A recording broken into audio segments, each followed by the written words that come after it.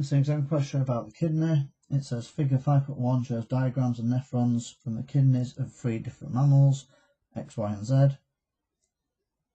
X is from a beaver, Y is from a house mouse, and Z is from a desert living gerbil. You've then got the 3 diagrams of the nephrons with different parts labelled A to E. The exam question asks us to name parts A to E. So I'm just going to go through the nephron and talk through this nephron with you. So just a reminder, nephrons are part of the kidney. There are millions of nephrons in each kidney, and their job is to filter blood. You've got different sections of a nephron.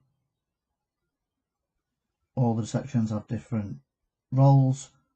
So starting at the beginning of the nephron, at A, inside this C-shaped structure here are capillaries, and those capillaries are called the glomerulus.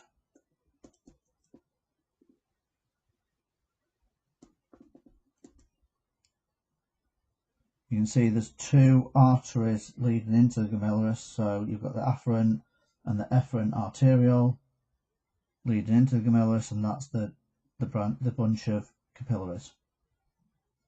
B is the C-shaped structure around these capillaries, so that's the Bowman's or renal capsule.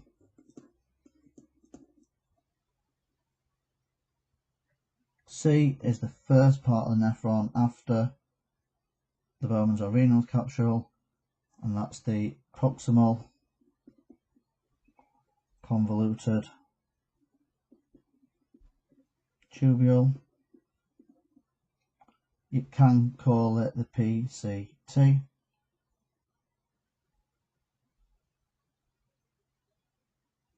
After the PCT, we've got this structure here, which is D, and D is the loop of Henle.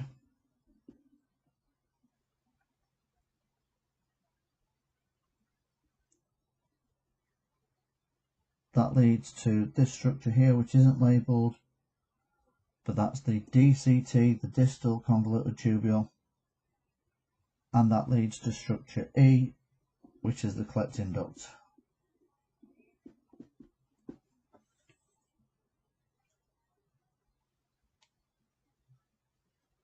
So they're the parts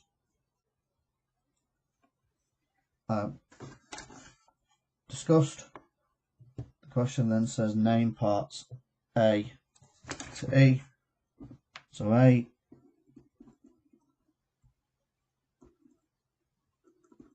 is the glomerulus, which are the blood capillaries. B is the Bowman's capsule, which is involved in ultrafiltration. C is the proximal convoluted tubule, or you can say PCT, which is involved in selective reabsorption. D is the loop of Henle, which is involved in reabsorption of water and ions. And E is a collecting duct, and that's involved in osmoregulation, and that's where the hormone ADH has its target cells.